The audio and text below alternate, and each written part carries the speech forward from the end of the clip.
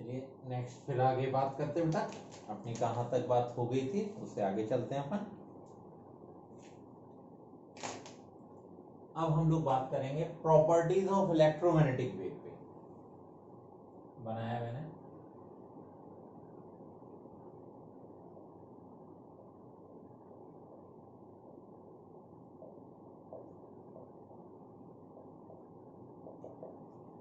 ये आ गया properties of electromagnetic wave.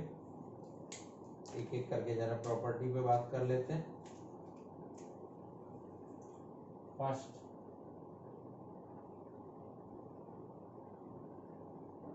it is transverse in nature.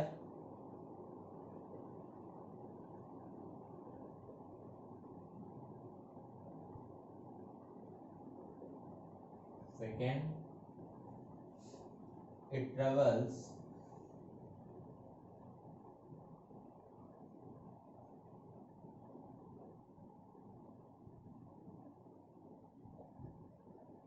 with the speed बोलो, velocity बोलो,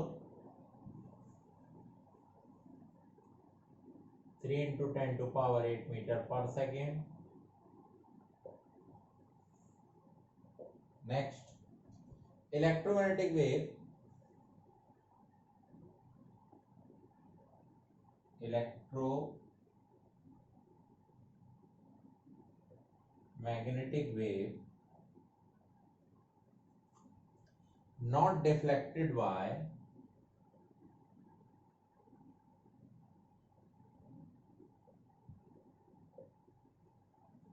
electric and magnetic field and magnetic field. Next, electromagnetic wave shows, ठीक है, किन किन प्रॉपर्टी को ये शो करते हैं? Reflection,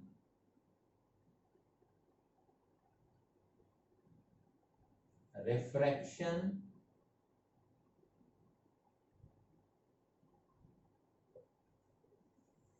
interference,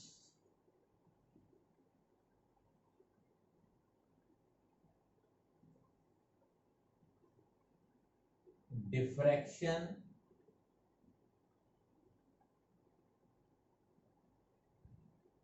and polarisation. मतलब लगभग सभी को एक्सप्लेन किया।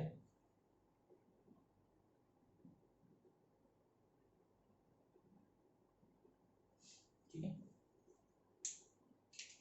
तो ये हो गई प्रॉपर्टीज ऑफ इलेक्ट्रोमैग्नेटिक वेव करके। It is transverse in nature, clear है। Speed 3 into 10 to power 8 meter per second. Electromagnetic wave not deflected by electric and magnetic field. Or electromagnetic wave shows reflection, refraction, interference, diffraction and polarization. ठीक है, अब ये लगभग प्रॉपर्टियां भी हो गई। अब थोड़ा सा हर्ट्ज एक्सपेरिमेंट पे बात करेंगे और फिर उसके बाद इलेक्ट्रोमैग्नेटिक स्पेक्ट्रम पे आ जाएंगे। ठीक है, या पहले स्पेक्ट्रम कंप्लीट कर लेता हूं मैं, क्योंकि वो थियोरेटिकल है, फिर एक्सपेरिमेंट पे बात करते हैं, है ना। तो मैं थियोरेटिकल वर्क पहले पूरा कर लेता हूं।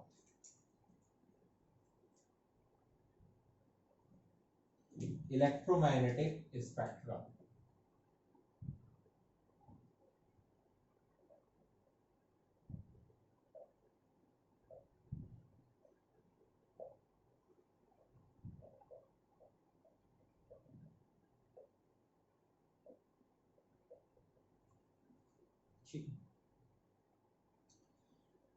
इस इलेक्ट्रोमैग्नेटिक स्पेक्ट्रम को पूरा याद करने का काम बेटा बिल्कुल दिमाग लगाने का इसमें नहीं होता। आप लोग बिल्कुल टेंशन मत लेना, हम लोग याद रखने के लिए थोड़ी टेक्निक बना लेते हैं।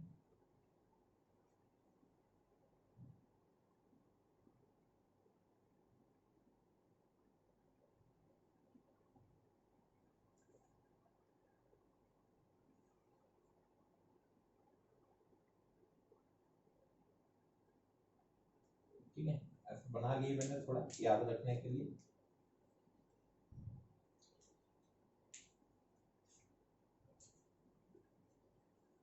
इसमें डालते हैं अपन गामा रेज को।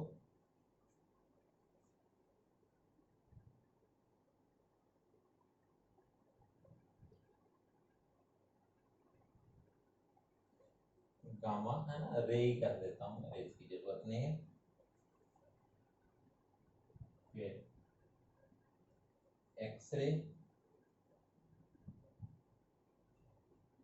फिर यूवी रे, विजुअल लाइट या विजुअल रे,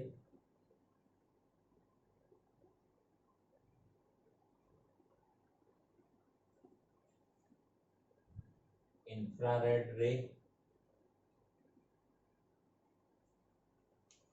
माइक्रोवेव्स,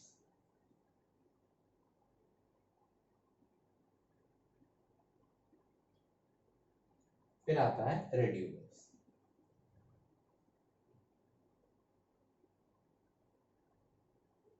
ठीक है, कोई खास टेक्निक नहीं, बस केवल अपने याद रखने के लिए ऐसे बना लिया गया है। यहाँ पे ऊपर हम लोग जरा वेवलेंथ इंडिकेट कर देंगे। ऊपर मैं वेवलेंथ इंडिकेट करने वाला हूँ, और यहाँ पे हम फ्रीक्वेंसी इंडिकेट करेंगे। फ्रीक्वेंसी इंडिकेट करेंगे 10 to power minus 12, 10 to power minus 10, 10 to power minus 8, range चल रही है इनकी, 10 to power minus 6, 10 to power minus 5, 10 to power minus 2, और ये बन गया 10 to power 3।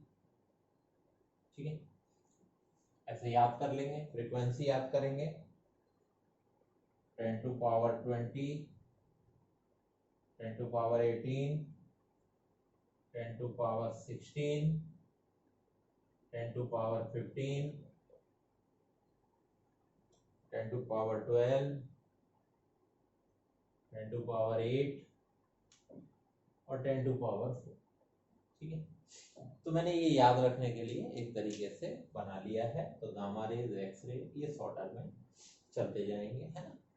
Wavelength decreasing order हो गया। अब एक एक करके हम लोग बात कर लेंगे इसमें। तो इसमें तो कोई खास बात ही नहीं है, सिंपल सा हो गया आपका। अब अगर कभी मेरे से डेफिनेशन अगर पूछते हैं, कभी कभी एक बार मैंने बुक में देखा डेफिनेशन, तो कोई दिक्कत नहीं। Definition electromagnetic spectrum arranging order है किसका, वेवलेंथ और फ्रीक्वेंसी का, है ना। तो वेवलेंथ और फ्रीक्वेंसी के अरेंजिंग ऑर्डर को ही हम लोग क्या बोल देंगे, जो अपन बोलेंगे वो क्या होगा, इलेक्ट्रोमैग्नेटिक स्पेक्ट्रम। तो ऐसे लिखने से कोई फायदा नहीं है ना। अब हम लोग इसमें क्या करते हैं, गामा रेज, ठीक है, वेवलेंथ भी आ गई, फ्रीक्वेंसी भी आ गई, तो एक एक करके इनकी प्रॉपर्टियों के बारे में बात कर लेंगे। तो नोट्स बनाएंगे अपन, प्रॉपर्टी नोट करते जाएंगे उसमें। ठीक है, तो मैं इसको हटा रहा हूँ और एक एक करके इनकी प्रॉपर्टी मतलब यूजेस के बारे में बात कर लेता हूँ, क्योंकि एग्जाम में वही पूछे जाने हैं मेरे से। चलो, इसके बाद मैं यूजेस करा दूं आपको, इन यूजेस को याद रखना है आपको। मेन हेडिंग मैंने बना दिया यूजेस, है ना। मेन हेडिंग यूजेस, एक एक करके आते जाएंगे। ठीक है,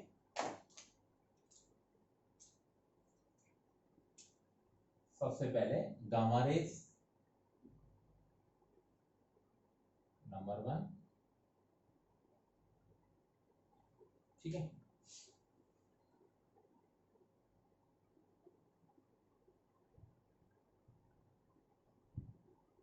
तो अपन बात कर रहे हैं गामा रे, है ना। याद रखना हम लोग केवल यूजेस पे बात करने वाले हैं।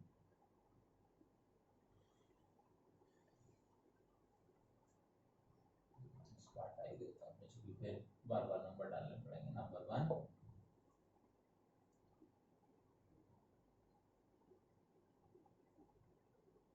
Sterilise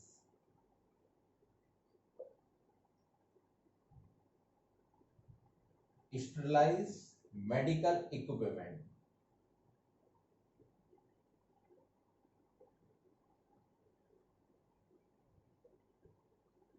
medical equipments,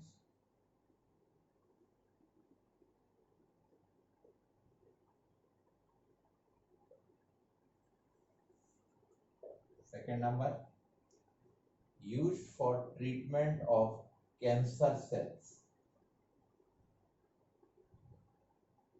used for treatment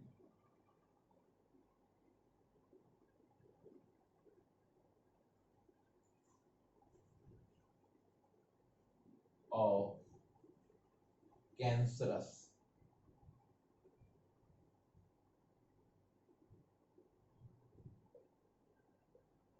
cell। Third number, बस नोट्स बनाते जाना है ना, कोई इसमें टिपिकल काम नहीं, कोई टेक्निक नहीं, कोई दिमाग नहीं लगाना है ना। Used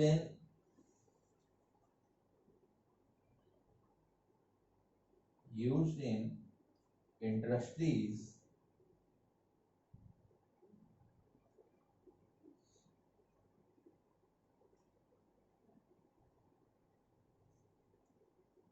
to kill harmful bacteria,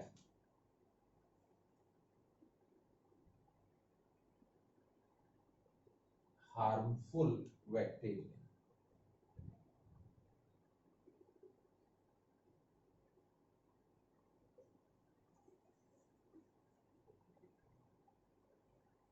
used to detect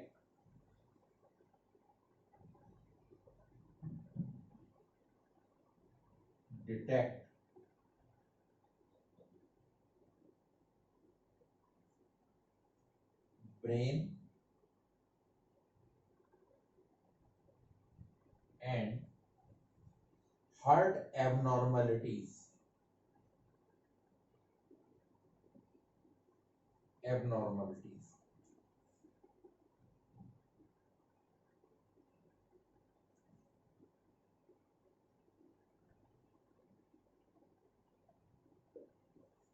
ठीक है।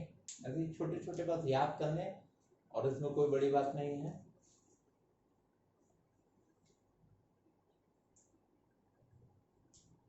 गामा रे हो गया मेरे पास, गामा रे के बाद फिर मैंने लिया x ray,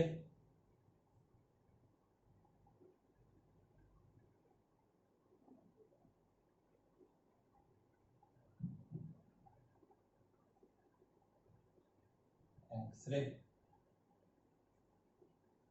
it is used to diagnose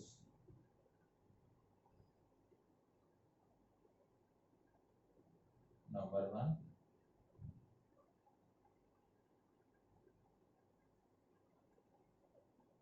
used to diagnose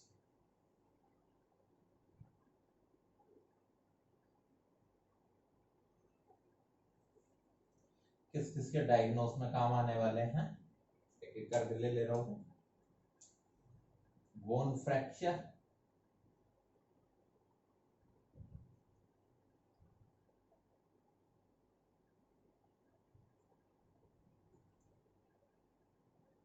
infection,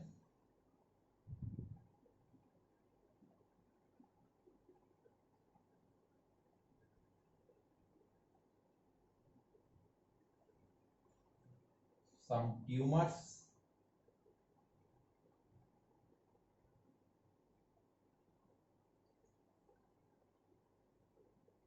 dental issues,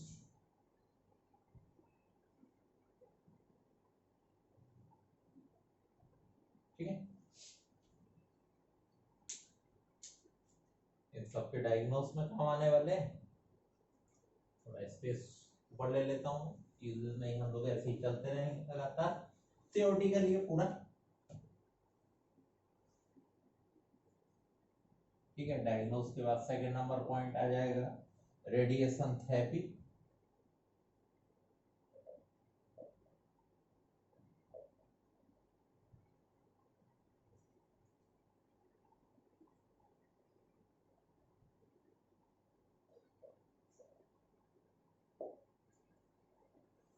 airport security, security है,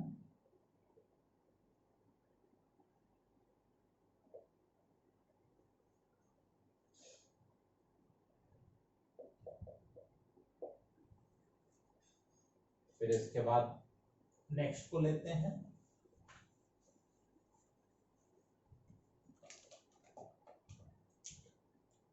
ultraviolet rays,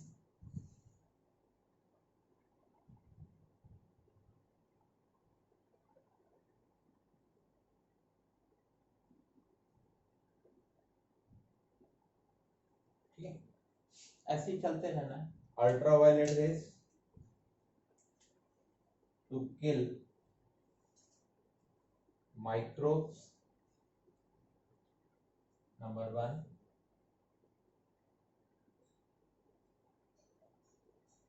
to kill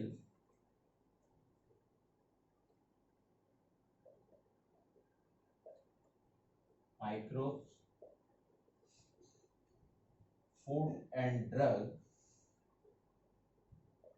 food and drug companies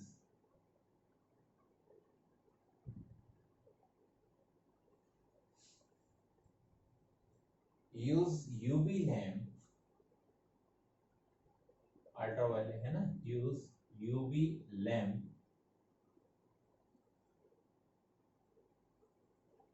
to sterilize their product,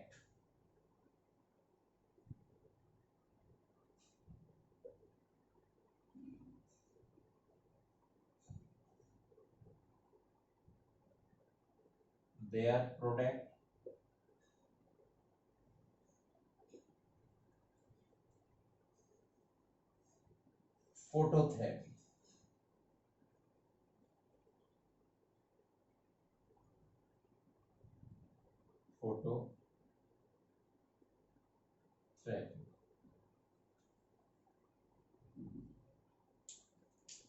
फिर आ जाएगा visual rays,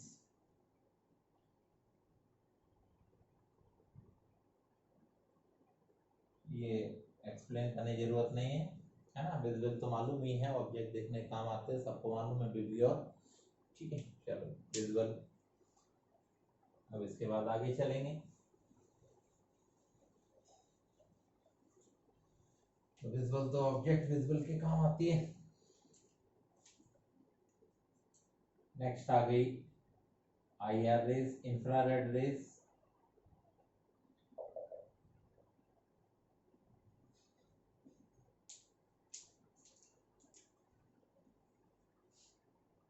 number 1, for navigation through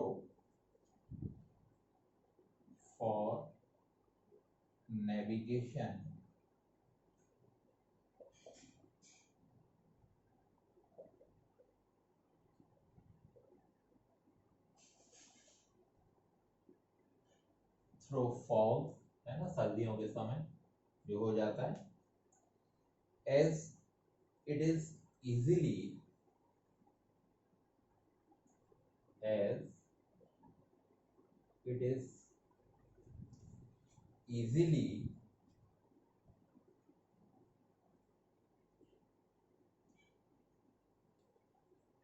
less easily कर देता हूँ, less easily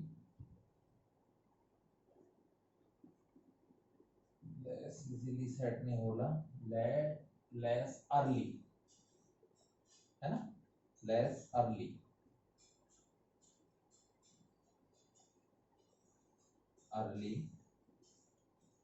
scattered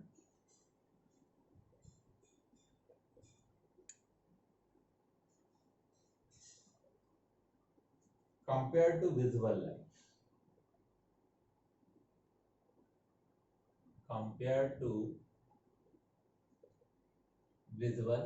है, ठीक है, ये सही।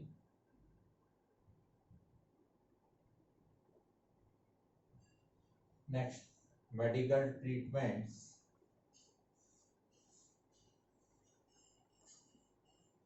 और ये सारे ऐसे याद रखने हैं अपने को, 12th में पूरे रिटर्न करने होते हैं, क्वांटिटी में टेंशन नहीं, वेवलेंथ फ्रीक्वेंसी याद है, यूजेज एक बार पढ़ लिए और बस सोर्स देख लिए। Medical treatments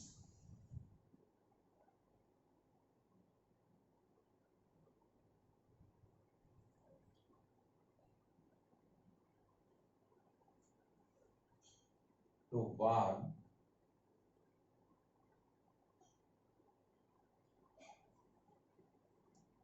injured muscles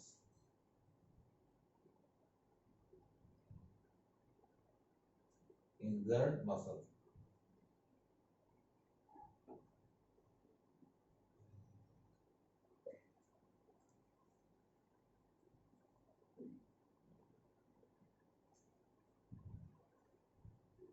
injured muscles sports injury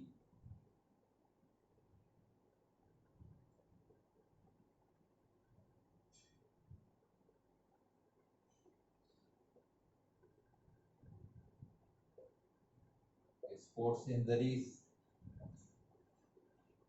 heat sensitive thermal imaging heat sensitive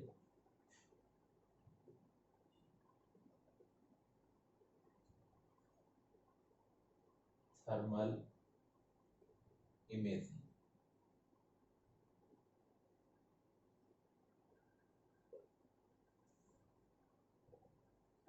next remote control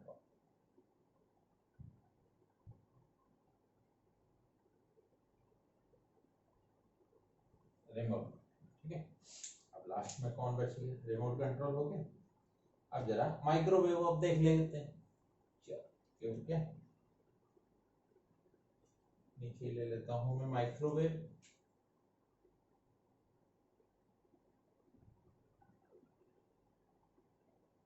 microwave में यूजेस नंबर 1 सबसे पहले रडार में यूज होंगे रडार शिप्स एंड एयरक्राफ्ट में जो हम यूज करते हैं लिख देता हूं ब्रैकेट में रडार कम्युनिकेशन कर देता हूं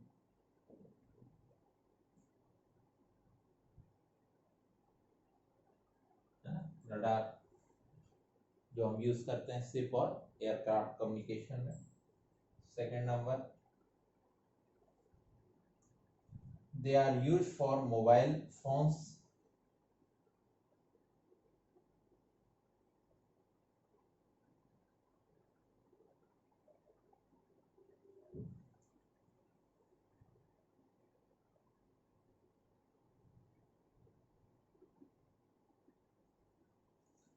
mobile phone as well as Wi-Fi है ना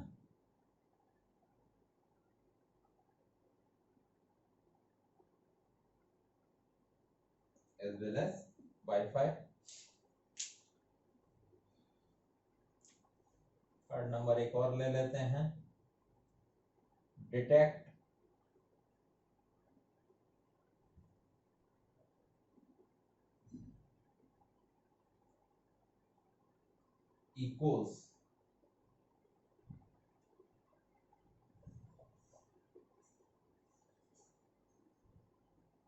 equals to find the distance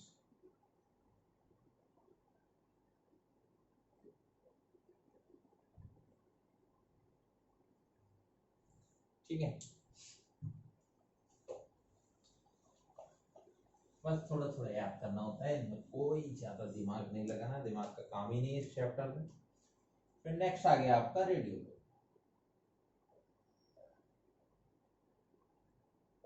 radio बात कर लेते हैं number 1 communication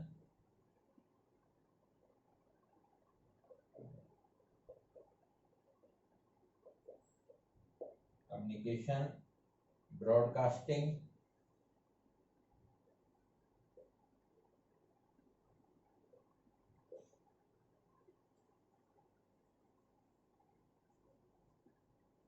radar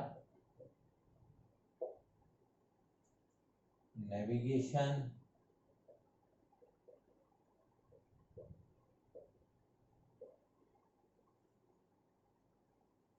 navigation system कर देता हूं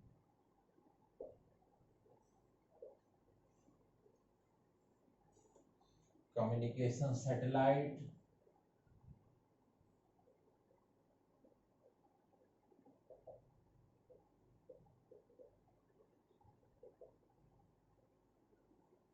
कंप्यूटर नेटवर्क,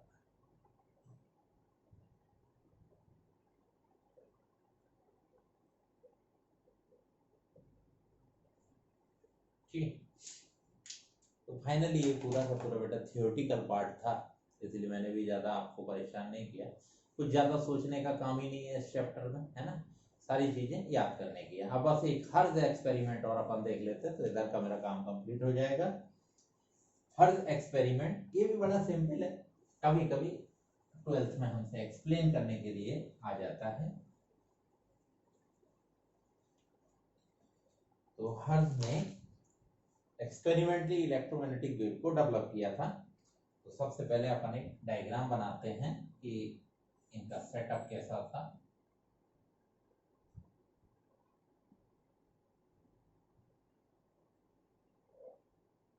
यहाँ हम इनपुट देने वाले हैं ना, ये मेरा एक इनपुट पैनल है, लिख देता हूँ इनपुट। यहाँ हम इनपुट पैनल पे इनपुट देंगे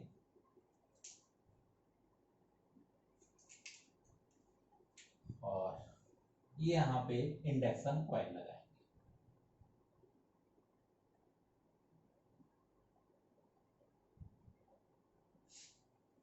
ठीक है, इंडक्शन कॉइल लगाने के बाद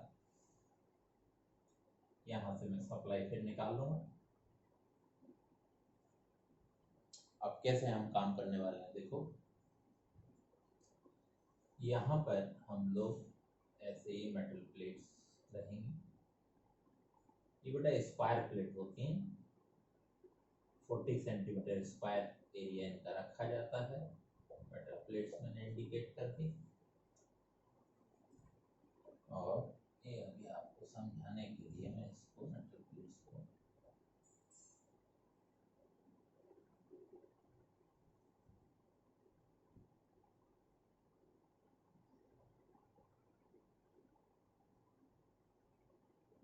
बस वर्किंग समझ नहीं है, इसमें कोई खास चीज नहीं है,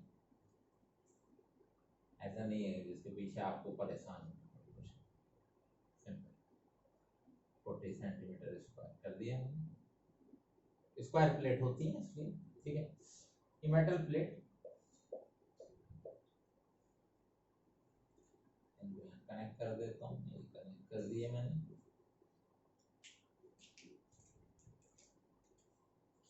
ये जो स्पेयर बनाए हुए हैं ना, S1 S2 मैंने नाम दे दिया है।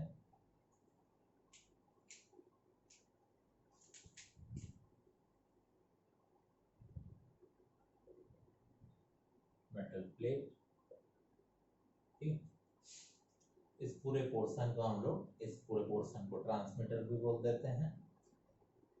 कभी कभी मेरे से पूछ लिया जाता है ये डिस्टेंस किस ऑर्डर की होती है, तो ये डिस्टेंस बेटा 60 सेंटीमीटर रहेगी आपकी।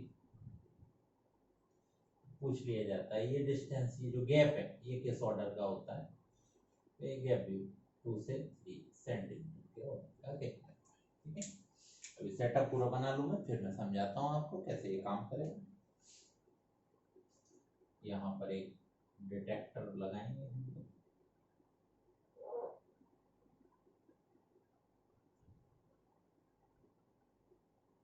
S1 dash S2 dash. ठीक, कोई टेंशन वाली बात नहीं है, बड़ा सिंपल सा प्रोसेस है इधर।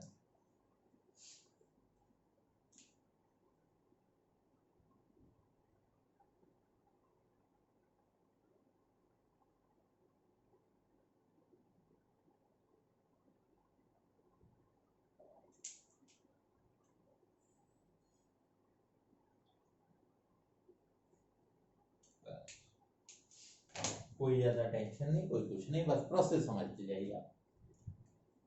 इनपुट पे आपने यहाँ से सप्लाई दी, ठीक है, हम लोग इनपुट सप्लाई दे रहे हैं।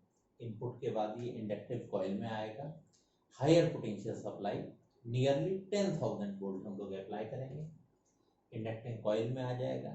ठीक है, इंडक्टिंग कॉइल से होते हुए इंडक्टिंग कॉइल अपनी सपोर्ट करेगी हायर पोटेंशियल डेवलप करने में। अब ये यहाँ पे आ गया, ठीक है। ये दोनों metal plate as a capacitor plate work करेंगी। अब देखो ये कैपेसिटर प्लेट्स हो गई, जैसे ही आपने पोटेंशियल अप्लाई किया तो पोटेंशियल सारा चार्ज यहाँ चला गया, ठीक है। इसके बाद यहाँ पे मैंने दो मेटलिक स्फीयर S1 S2 लगाए हुए हैं, है ना। अब ऐसे सोचो आपने सप्लाई दी तो ये टर्मिनल नेगेटिव और ये टर्मिनल पॉजिटिव। दूसरा कलर यूज करूँ ज्यादा ठीक रहेगा। अब देखना हायर पोटेंशियल, अब ये प्लस माइनस और ये मैंने प्लस, है ना, लोअर पोर्शन। अब यहां पर पोटेंशियल इंक्रीज हो रहा है तो चार्ज का वैल्यू क्या कर रहा है, इंक्रीज। अब इस नेगेटिव को पॉजिटिव क्या करेगा, अट्रैक्ट करेगा, ठीक है, अट्रैक्ट करेगा। आप सोचना थोड़ी देर के लिए मोशन के बारे में सोचो, ऐसे थोड़ी, बस यही समझना है, ये मोशन के बारे में सोचो। अट्रैक्शन हुआ, अट्रैक्शन ये आ रहा है। अब बेटा जैसे जैसे डिस्टेंस, है ना, ये आ रहा है, ये नीचे वाला है ना, ऊपर से चार्ज उतर के आ रहा है। जैसे जैसे डिस्टेंस डिक्रीज हो रही है, फोर्स क्या कर रहा है, इंक्रीज, स्पीड क्या कर रही है, इंक्रीज। तो क्या हो रहा है, एक्सेलरेटरी मोशन हो रहा है। बस इस टॉपिक में इतना ही समझना था।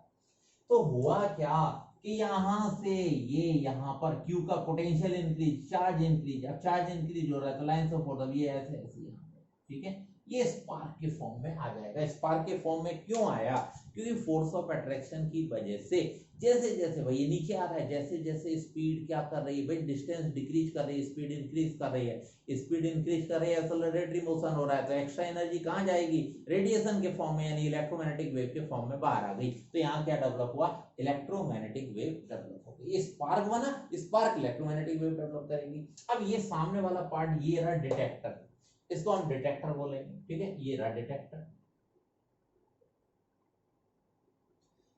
अब जो मेरे को यहाँ पर, है ना, सब ये हमिंग कर रहे है ना, इन दोनों पे हायर पोटेंशियल, हायर चार्ज। अब एक्सेलरेटरी मोशन, अब ये जो हमिंग ऐसे सोचो यहाँ हो रही है, वो मेरे को यहाँ मिलने लगी, यहाँ मिलने लगी, मतलब यहाँ से हमिंग वाली एनर्जी ट्रांसफर होकर यहाँ तक आ रही है। तो यहाँ से यहाँ तक कैसे आ रही है, इलेक्ट्रोमैग्नेटिक वेव के फॉर्म में आ रही है। तो यहाँ मेरे को जो वेव मिली, डिटेक्टर पे मैंने डिटेक्ट की तो मेरे को क्या मिल गया, इलेक्ट्रोमैग्नेटिक वेव। तो ये कैसे मिलती है, हमें फ्रीक्वेंसी का फॉर्मूला चाहिए, तो n इज इक्वल टू चलता है 1/2 pi under root of LC, ठीक है। अब देखो मैंने यहाँ पर L का वैल्यू मिनिमम रखा हुआ है, ये सेपरेशन मैक्सिमम है, तो ऑटोमेटिक कैपेसिटेंस कैसा हो गया, मिनिमम। ये मिनिमम तो ये कैसा, मैक्सिमम, तो मेरे को मैक्सिमम एनर्जी यानी कि मैक्सिमम फ्रीक्वेंसी की वेव मिलती है, ठीक है। तो ये टॉपिक हमें बहुत ज्यादा टाइम नहीं लगता समझने में बेटा, बस एक ही चीज याद रखना, S1 S2, ठीक है, higher potential higher charge, lower potential lower. अब क्या हुआ, अट्रैक्शन, अब ये आ रहा है ना, तो जैसे जैसे डिस्टेंस डिक्रीज होती है स्पीड इंक्रीज होती है, स्पीड इंक्रीज हुई, एक्स्ट्रा एनर्जी, उसी को तो एक्सेलरेटरी मोशन बोलोगे, वो इलेक्ट्रोमैग्नेटिक वेव के फॉर्म में, रेडिएशन के फॉर्म में बाहर आ गई। बस इतना हम लोग को इसमें हर एक्सपेरिमेंट समझना था और कुछ नहीं करना होता है, ठीक है।